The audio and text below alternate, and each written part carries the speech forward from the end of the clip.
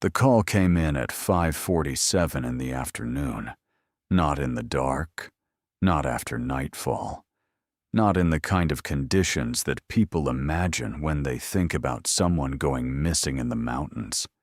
At 5:47 p.m. on September 19th, with more than an hour of full daylight remaining, with visibility stretching miles across the valley below, with temperatures still above 60 degrees and the sky clear in every direction, Marcus Dell's wife called the Root County Sheriff's Office in northwestern Colorado and said her husband hadn't come back from his walk. That's how she described it. A walk. Marcus had told her that morning that he was going for a walk on the trail system above their property. He'd done it hundreds of times. The trails were familiar. The terrain was manageable. He had no technical climbing, no river crossings, no objective hazards in his plan for the afternoon. He had told her he'd be home by 4. When 4 came and went, she wasn't worried. When 4:30 passed, she tried his cell phone. No answer, but the coverage on that hillside was inconsistent. When 5 o'clock came without him, she walked to the trailhead at the edge of their property and called his name. Nothing. She called the sheriff at 5:47. The dispatcher who took the call noted the time and noted something else. She noted that it was still daylight, that the weather was clear, that the reported missing person was an experienced outdoorsman in familiar terrain under conditions where nothing should have gone wrong. That notation appears in the case file. And it is the question that has shaped every aspect of this investigation from that evening forward. Marcus Dell disappeared before sunset, before the cold came in, before visibility dropped, before any of the conditions that cause people to get into trouble in the mountains had materialized.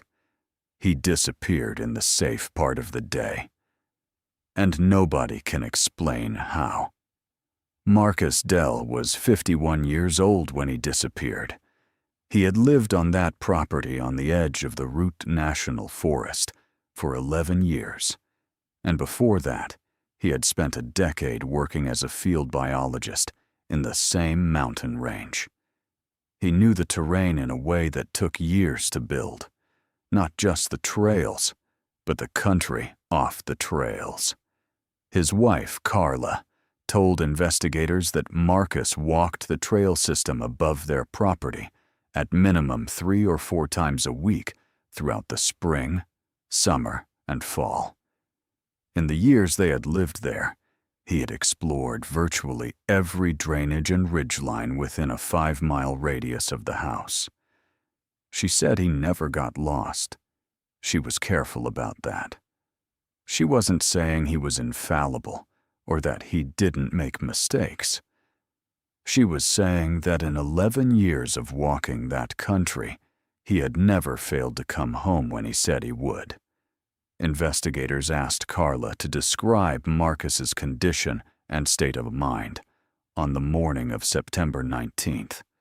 She said he had been in good health, no recent illness, no injuries. He had been in a normal mood, not unusually cheerful, not depressed. He had eaten breakfast, read for a while, and around 11 that morning told her he was going up the trail. She asked which trail. He said the upper loop. She didn't ask for more detail than that.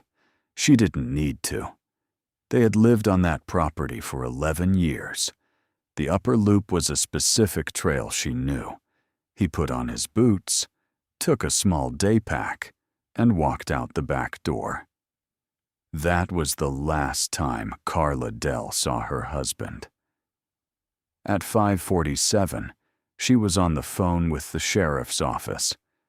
Sunset was at 7:04. Let's reconstruct Marcus's movements on the morning and early afternoon of September 19th. because while much of his day is undocumented, there are 3 points in the afternoon where other people encountered him or reported seeing someone consistent with his description. Those 3 encounters become, in the investigation, both a resource and a complication. They establish that Marcus was alive and apparently well at specific points in the afternoon. But they also introduce a set of timing questions that investigators spent months trying to resolve. The first encounter happened at approximately 1:15 in the afternoon. A woman named Patricia Harwood was hiking the lower portion of the trail system with her adult daughter. They were moving uphill toward the saddle above the property boundary.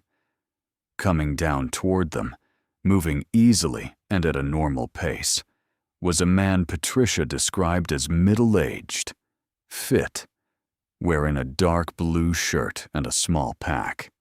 He said hello as they passed. Patricia's daughter nodded. No conversation beyond the greeting. Patricia described the encounter to investigators because she had seen the public notice about Marcus Dell, and she was certain the man she had passed was the same person. She said she recognized the description of the clothing. She was confident. Her daughter was less certain. She said the man had been wearing something dark, blue or possibly green, but she hadn't paid close attention. Investigators noted the discrepancy, but treated Patricia's account as the more reliable of the two, since she had specifically noted the encounter at the time. At 1:15 then, Marcus was on the lower trail, moving downhill. That was consistent with someone who had gone up earlier in the morning and was beginning to head back. Except that based on where Marcus was seen later, he didn't continue down. He turned around. The second encounter is the one that shapes the geography of the entire investigation. At approximately 2:30 in the afternoon, a man named Rob Seidler was sitting at a rocky outcropping near the top of the upper loop trail, eating lunch and glassing the valley below. He had been up there for about an hour. A man came up the trail from below, reached the outcropping, stopped nearby, and looked out at the view. They exchanged a brief comment about the weather. Rob described the man as fit, around 50, in a dark shirt, wearing a small pack. They were at that location together for maybe 5 minutes. Then the man turned and walked back down the trail he had come up, not north toward the ridgeline, not east toward the upper drainage, back down, south, the direction he had come from. When Rob saw the notice about Marcus Dell, he called immediately. He was confident about the identification. He was also specific about the direction the man had gone when he left. South, back down the trail. Here is why that matters. If Marcus was moving south, downhill toward home, at 2:30 in the afternoon, he should have been back at the house by 3:30 at the latest. The trail from the outcropping to the property boundary takes a slow walker under an hour. He was not back at 3:30. He was not back at 4. He was not back when Carla called the sheriff at 5:47. Somewhere between Rob Seidler's outcropping at 2:30 p.m. and the property boundary a mile below, Marcus Dell stopped moving toward home. The question is where, and the question after that is why. The third witness account is the one that introduced the first serious complication. A hiker named Dennis Farquhar was on the Eastern Drainage Trail, a route that branches off the upper loop and heads into a narrower canyon to the east, at approximately 3:15 in the afternoon. He was moving west, back toward the main trail, when he passed a man coming in the opposite direction. East. Into the canyon. The man was moving with purpose, Dennis said. Not casual, not sightseeing. Moving like someone who was going somewhere specific. Dennis described him as around 50, fit, wearing a dark shirt and a day pack. When investigators showed Dennis a photograph of Marcus Dell, Dennis said yes. He was confident. Marcus Dell, if Dennis's identification was correct, was moving east, into the canyon drainage, at 3:15 in the afternoon. But Rob Seidler had seen Marcus heading south, downhill toward home, at 2:30. Between 2:30 and 3:15, Marcus had somehow reversed his direction entirely and walked to the Eastern Trail branch, a junction that was back uphill from the outcropping. This was not impossible. It was a 45-minute window, and the distance was manageable. But it wasn't what someone who was heading home would do. Rob saw a man going home. Dennis saw the same man going deeper into the mountains, which meant something changed in those 45 minutes. Something redirected Marcus from home to the canyon. Nobody knows what it was, and Marcus Dell has not been found to explain it. The Eastern Canyon drainage where Dennis last saw Marcus was searched first, and searched hard. The Root County Search and Rescue Team mobilized within 2 hours of Carla's call and had teams on the trail by 8 that evening. The initial night search focused on the main trail system and the most accessible terrain. By the following morning, with 60 volunteers organized into grid teams, the search coordinator made the decision to concentrate resources in 2 areas. The eastern drainage, based on Dennis Farquhar's sighting, and the lower trail between the outcropping and the property boundary, where the gap between Rob Seidler's sighting and Marcus's expected return had occurred. Both areas were searched extensively on day 1. In the eastern drainage, search teams covered 3 miles of canyon terrain, working both banks of the seasonal stream that ran along the canyon floor. They covered the ridgeline above the canyon on both sides. Nothing. On the lower trail, teams walked every section between the outcropping and the trailhead at the property boundary, looking for any sign. A footprint in a soft section of soil, a piece of dropped gear, a disturbance in the brush beside the trail. Nothing. The search coordinator's Day 1 summary noted that despite 2 credible witness sightings placing Marcus in the area in the mid-afternoon, the search had produced no physical evidence of his presence anywhere in the terrain covered. No boot prints, no gear, no indication that a person had moved through any specific section of that terrain on September 19th. The absence of physical evidence, the coordinator wrote, was notable given the conditions. The recent weather had been dry, but not so dry that boot prints wouldn't show in sections of soft soil. There were such sections throughout the searched terrain. None of them had impressions consistent with a person passing through. The search was thorough, the terrain was accessible, the conditions were good, and Marcus Dell left no mark on any of it. Or if he did, it wasn't found. By day 3, tracking dogs had been deployed. The dogs were given scent from Marcus's belongings at the house and started at the trailhead. They tracked confidently up the main trail, consistent with Marcus having walked it that morning. The scent was present and followable. At the junction where the eastern drainage trail branches off to the right, the dogs showed interest in both directions. The handlers let them work. Both dogs eventually committed to the eastern branch, the drainage trail, and followed it. The scent trail in the drainage continued for approximately 1.5 miles before degrading. The handlers attributed some of the degradation to the fact that it was day 3. Scent in open, sun-exposed terrain fades faster than in shaded, humid environments. The drainage trail was partially shaded and partially open, and the scent was inconsistent. The dogs pushed as far as they could. The trail, such as it was, ended near a point where the canyon narrowed significantly, and the stream bed widened into a flat, rocky section. The handlers could not continue past that point with confidence. The rocky section was searched by hand.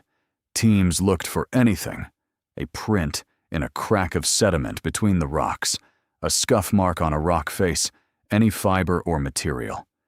They found a partial boot print in a thin film of dried mud in a low section between 2 flat rocks. Left foot. Partial, but with enough tread detail to compare. The tread pattern was consistent with the boot Marcus had been wearing, the same model and size, one print in a narrow canyon, 1.5 miles from the main trail. It placed Marcus deeper into the eastern drainage than the main search had initially focused. And it raised the question that every partial print raises. If he was here, where did he go next? The canyon above that point was searched over the following 2 days. It was difficult terrain. The canyon walls steepened significantly above the flat rocky section, and the stream channel was interrupted by a series of dry falls, rock steps that would require a scramble to ascend. Teams covered the terrain above and below the dry falls. They checked the canyon walls for handholds, signs of a fall, any disturbance. Nothing. No second print. No gear. No Marcus. There is a detail in this case that didn't surface until the investigation's 2nd week, and it is the kind of detail that tends to stick. Carla Dell, in a follow-up interview, mentioned that Marcus had been carrying a specific item in his day pack that day: a radio. Not a cell phone. They'd already established that cell coverage was unreliable on the trail. Marcus carried a small handheld radio when he walked the trail system, and Carla carried the matching unit at home. They used it as a safety measure for exactly the scenario that had now come true. If Marcus was somewhere without cell coverage and needed to reach her. The radio had not been in the pack when investigators processed it.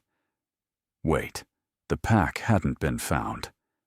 That's correct. Marcus's pack has never been recovered. But Carla was specific. Marcus had put the radio in the pack that morning. She had seen him do it. Investigators noted this.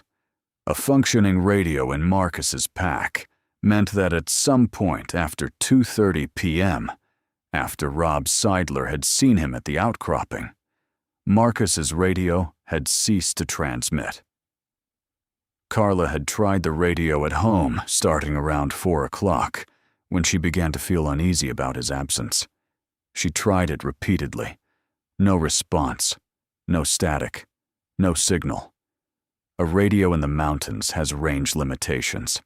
The canyon terrain, with its steep walls, could absorb signal. Marcus in the depths of the eastern canyon might not have been reachable, but Carla had tried the radio starting at 4, and she had tried it from different points on their property, including from an elevated section that typically had better line of sight to the trail system. Nothing. The radio was silent by 4 o'clock at the latest. Whether it was silent because Marcus was in terrain that blocked signal, or because Marcus was no longer able to use it, or for some other reason, could not be determined. But the radio being silent before 4 was a new data point, and it compressed the window in which something had happened to Marcus. By 4 o'clock, he was either in signal-blocking terrain, incapacitated, or something else investigators couldn't categorize. And sunset was still 3 hours away.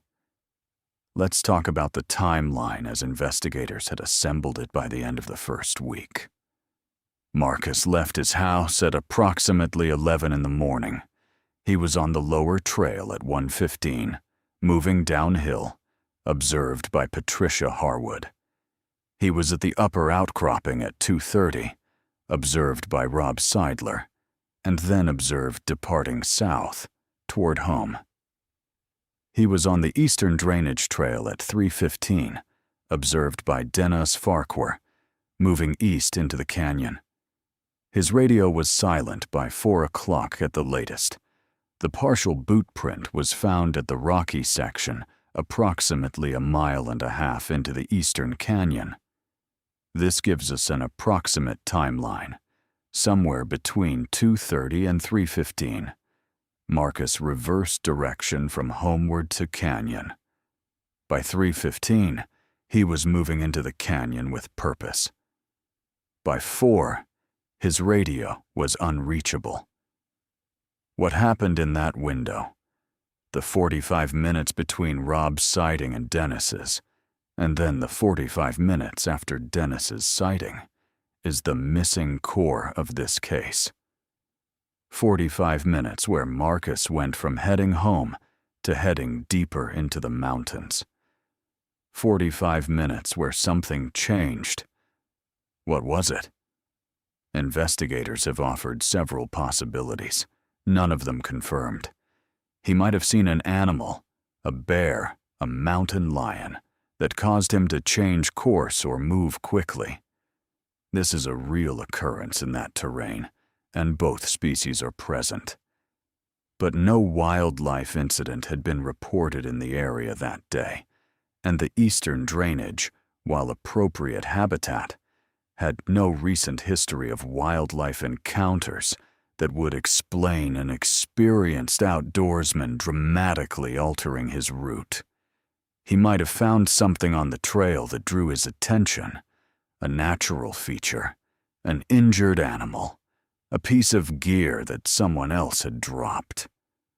But there's nothing in the evidence record to support any of these specifically. He might have made a navigational decision, decided to extend his walk, explore the drainage, do something he hadn't planned. This is the most prosaic explanation. People change their minds. Experienced outdoor people sometimes go a bit further than they intended. But Marcus told Carla he would be home by 4. And Marcus, by every account of his character and habits, kept his word about things like that. 45 minutes. A reversal of direction.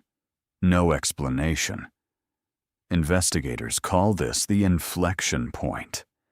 The moment when whatever happened to Marcus began. And they cannot establish what it was. Now let's talk about the evidence that didn't fit the available explanations. The first piece is the boot print, 1.5 miles into the eastern canyon in the rocky section near the series of dry falls. Left foot, partial tread match. That print placed Marcus deeper in the drainage than investigators had initially concentrated resources. It suggested he had gone up the canyon, past the point where the scent degraded, to a terrain feature that would have required a deliberate decision to continue past. The dry falls, the series of rock steps in the stream channel, were not a barrier to an experienced scrambler. Marcus, with his decade of field biology work and his years of walking that terrain, would have been capable of ascending them. But they were not something you continue past accidentally. You make a choice to go over them. Marcus, the evidence suggested, had made that choice. The second piece is the radio silence. By 4 o'clock, the radio was unreachable. The canyon terrain could explain this. Steep walls create signal shadows. But the search team, on day 2, tested radios at the rocky section where the boot print was found, and at points above the dry falls. The radio worked at the rocky section. Signal reached the property with some degradation, but consistent enough for voice communication. Above the dry falls, the test became inconsistent. Some positions produced signal, others didn't. If Marcus was above the dry falls by 4 o'clock, he may or may not have been in a signal shadow, depending on exactly where he was. The terrain didn't produce a clean answer, but he could have been reachable and unreachable within a short distance of each other, depending on where he was standing when he tried, or when Carla tried. Whether Marcus attempted to use the radio and couldn't get signal, or whether he was no longer in a position to use it. That question has no answer. The third piece of evidence that didn't fit involves the witness timeline itself. Dennis Farquhar placed Marcus at the Eastern Trail junction at 3:15, heading into the canyon. The boot print was approximately 1.5 miles east. That distance, at a moderate hiking pace, would take roughly 45 minutes to an hour, which means Marcus would have reached the rocky section by approximately 4 to 4:15. That's consistent with the radio going silent at 4. The problem is what comes after. If Marcus reached the rocky section at 4 and continued above the dry falls, which the search suggests is where he went, where was he going? Above the dry falls, the canyon continues for another 3 miles before it opens into a high alpine basin at approximately 11,000 feet elevation. The basin connects to a network of trails that circle back, eventually, toward the main trail system. A person who knew the terrain could make a large loop: canyon, basin, high trail, back down to the main trail, in a full day. But Marcus hadn't planned a full day. He'd planned a walk home by 4. If he was ascending the canyon above the dry falls at 4 in the afternoon, he was not going home. He was going somewhere else. Or he was following something. Or something had happened that made the decision to go home no longer the relevant one. The high alpine basin was searched on day 4. Investigators and volunteers covered the basin and the high trail connections. Nothing. Marcus Dell was not in the basin. He was not on the connecting trails. He was not found. There is a detail about the weather on September 19th that didn't enter the investigation prominently until the cold case review, and it deserves attention. The morning of September 19th had been warm and clear. By early afternoon, a weather system moving across the range from the west had produced a shift in conditions in the upper elevations. Not at the property, not on the lower trails, but in the eastern canyon and above the dry falls. Temperatures had dropped about 12 degrees from the valley floor by 3 in the afternoon, and a light wind had come up from the northwest. This was not unusual for that time of year in that terrain. It was the kind of shift that happens regularly in September in the Colorado mountains.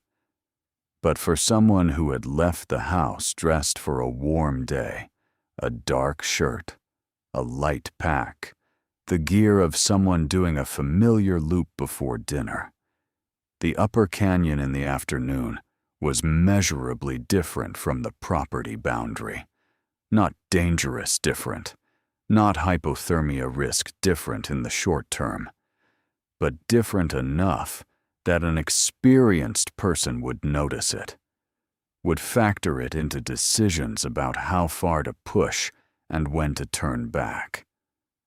Marcus had the experience to notice it. He had the experience to know when to turn back.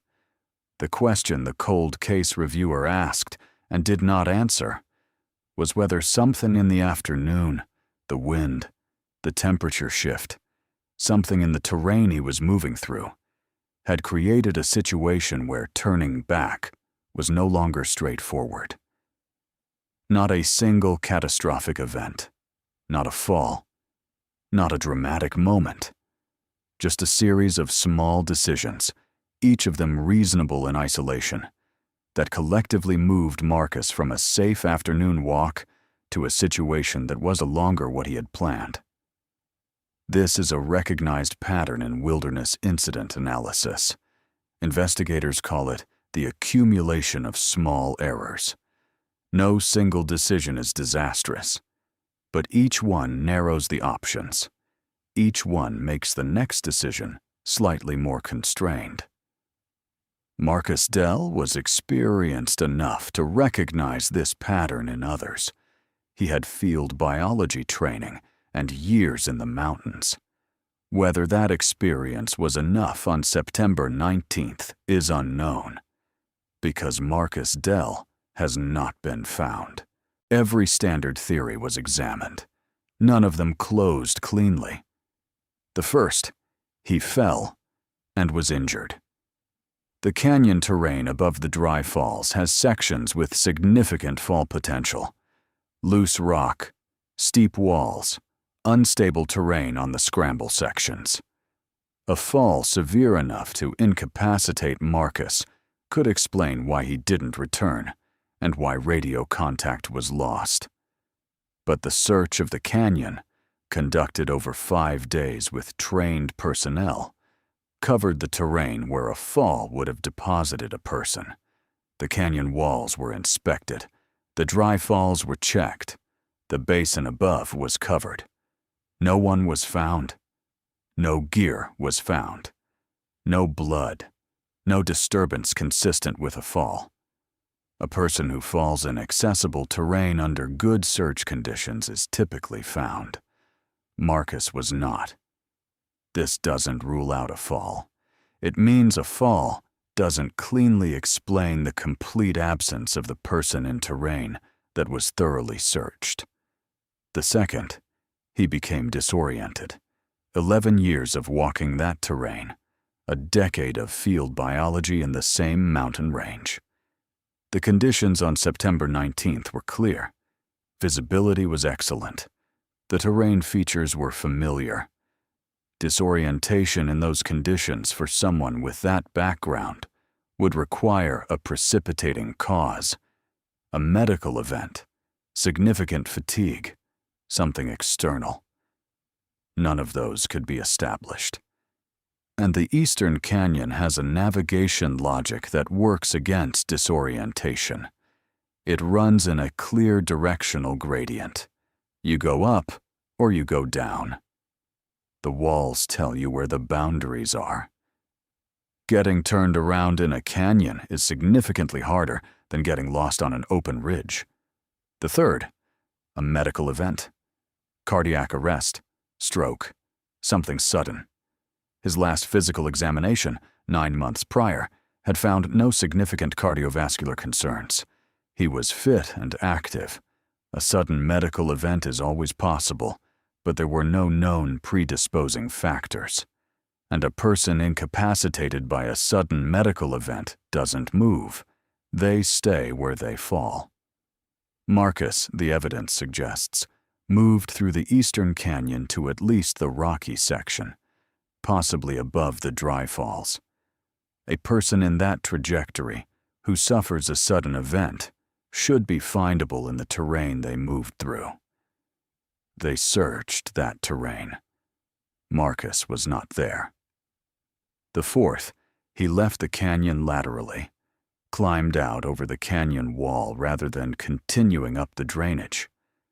The canyon walls in the upper section are steep but not vertical. In some sections, a capable scrambler could ascend to the ridgeline above. The ridgeline above the Eastern Canyon connects to high terrain that is less frequently searched than the canyon itself. The search did not cover the canyon wall exits comprehensively, The terrain was difficult and time-consuming to cover, and the search coordinator made the judgment, with limited resources, to prioritize the canyon floor and the basin above. The ridgeline above the eastern canyon was not searched at the density of the primary search zone. This was acknowledged in the cold case review as a potential gap.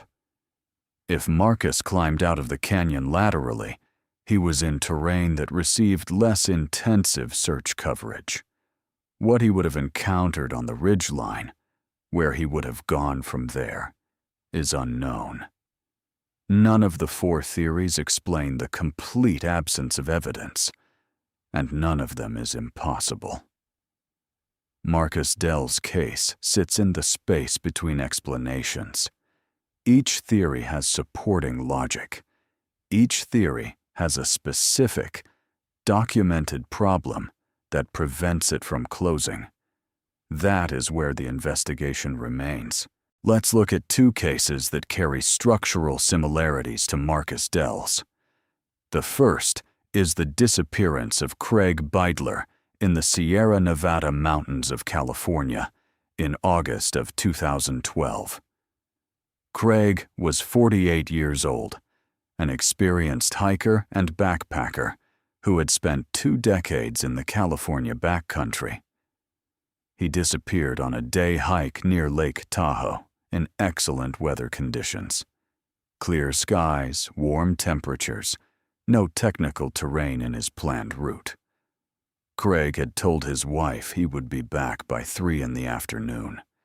He left at 9 in the morning for a familiar trail loop he had done multiple times. At 3, he had not returned. By 5, still daylight, still warm, his wife called the El Dorado County Sheriff. The subsequent search lasted 11 days and involved hundreds of searchers. Craig Beidler was never found. 2 experienced outdoors people, 2 familiar routes, 2 disappearances on days when the conditions were good, 2 complete searches that found nothing. The second case is closer in geography and in detail. Gerald Runyon, 54 years old, disappeared from a trail system in the San Juan Mountains of Colorado in September of 2016. The same month of the year as Marcus Dell, 3 years later, in the same mountain range. Gerald left his truck at a trailhead at 9 in the morning, telling his hiking companion he would meet her at the trailhead by 2. The day was clear. The trail was one he had hiked before. His companion waited at the trailhead from 2 o'clock onward. Gerald Runyon did not return at 2. He did not return at 4 when his companion called search and rescue. Sunset on that day was at 6:38 p.m. Gerald Runyon was already reported missing 4.5 hours before sunset. Like Marcus Dell, he disappeared in the safe part of the day. Dogs tracked his scent on the trail for 1.5 miles before losing it at a rocky section of the trail. A rocky section. The same descriptor appears in Gerald Runyon's file and in Marcus Dell's. A rocky section where the scent trail ends. Gerald Runyon has never been found. David Polides has documented this category of disappearance. Experienced people in familiar terrain under good conditions who disappear before the environment offers any of the typical explanations, across multiple cases and multiple decades. His documentation of these cases has been careful and largely free of specific causal claims. He describes the pattern. He does not explain it. The pattern exists. The explanation does not. There is one additional thread in Marcus Dell's case that was surfaced in the cold case review and has not been resolved.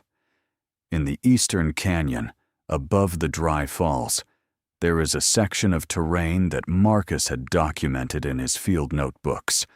He had been there at least 3 times in prior years, recording bird species and vegetation. His notebooks reference the Upper Canyon specifically, noting it as an area with reliable water in late summer and early fall. The cold case reviewer found these entries and noted that Marcus had detailed knowledge of the Upper Canyon terrain, more detailed, the reviewer observed, than most casual hikers would have. Marcus had been in that canyon before. He knew what was up there, which means his move into the canyon on September 19th, if Dennis Farquhar's identification was correct, was not a random or confused choice. It was a deliberate movement into terrain he knew. He was going to the Upper Canyon for a reason. What the reason was, whether he had seen something that drew him there, whether he had planned to check something in the drainage, whether something else entirely explains it. The notebooks don't say. They record what he found in previous visits, not what he intended on September 19th. The reviewer asked Carla whether Marcus had mentioned any intention to visit the Upper Canyon that day. She said no. He had mentioned the Upper Loop, not the canyon. So either Marcus changed his plan while he was out, which is consistent with the directional change the witnesses observed, or he had an intention he hadn't shared with Carla, or the identification was wrong, and the man Dennis Farquhar saw was not Marcus at all. 3 possibilities, none of them confirmed. The cold case review closed with the same conclusion the original investigation had reached. The cause and circumstances of Marcus Dell's disappearance remain undetermined. Carla Dell still lives on the property. She gave one interview to a regional outdoor recreation magazine 2 years after Marcus disappeared. She said the hardest part was not the uncertainty, though the uncertainty was hard. The hardest part was the timing. She said that the day of September 19th had felt, right up until she called the sheriff, like an ordinary safe day. Not a day when you worry. Not a day when you watch the clock because the conditions are bad and you know the risks. A warm, clear, bright afternoon with sunset still more than an hour away. She said she had walked out to the trailhead at 5 o'clock, called Marcus's name, and heard nothing. And the light had still been full and golden on the hillside above her.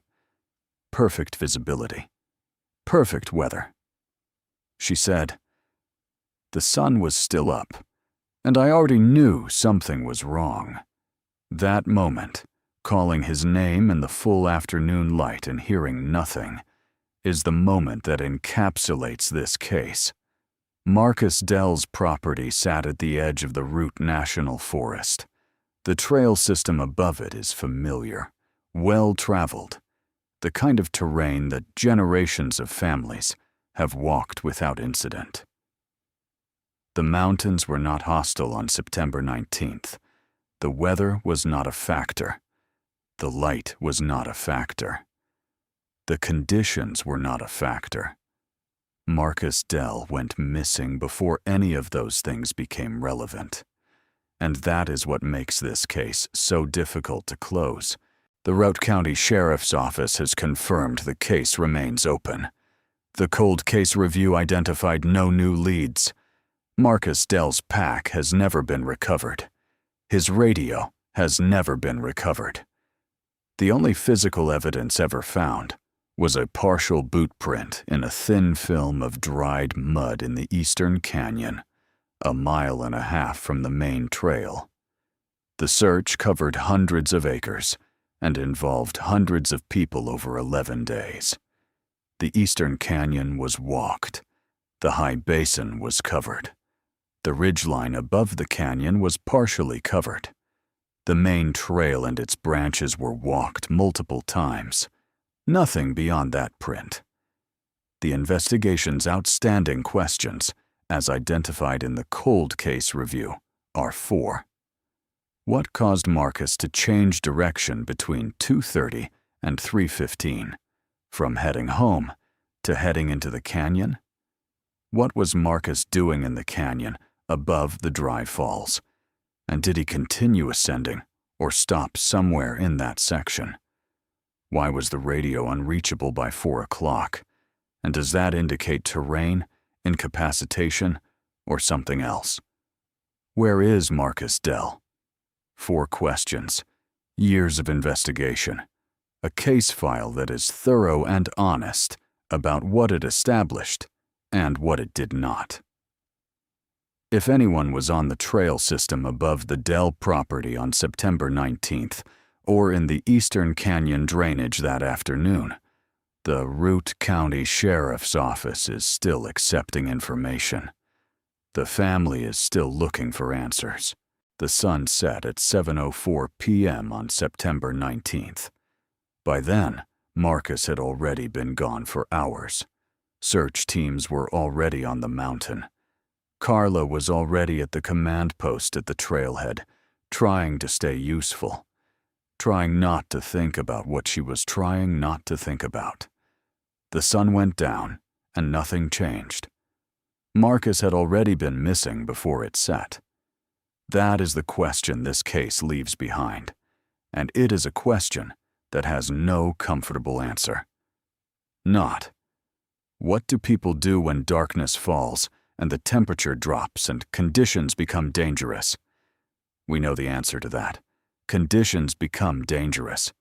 People make mistakes. The mountain claims them. But Marcus Dell was not in dangerous conditions. He was in the best part of a safe day. He was a few miles from his house, on terrain he knew, in weather that was clear and warm, with hours of light remaining. He was in a place and a time where nothing required going wrong. And something went wrong anyway. Every year in the mountains of Colorado and Montana and Idaho and across the American West, experienced people go into familiar terrain on ordinary days and do not come back. Most of those cases are eventually resolved. The terrain yields its answer one way or another. Marcus Dell's case has not been resolved. The Eastern Canyon still has its rocky section, its dry falls, its upper reaches that open into the high basin above. The trail from the property boundary to the outcropping still takes a slow walker about an hour. The upper loop still connects, eventually, to the eastern branch. The branch still heads into the canyon, and somewhere in that terrain, or somewhere beyond it that no search has reached, is the answer to the question Carla Dell asked at the trailhead in the afternoon light.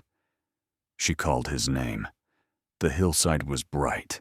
The air was warm. No one answered. How does someone disappear before sunset, in full light, in good weather, on familiar ground? Marcus Dell's case does not answer that question. It is the question, and it remains open.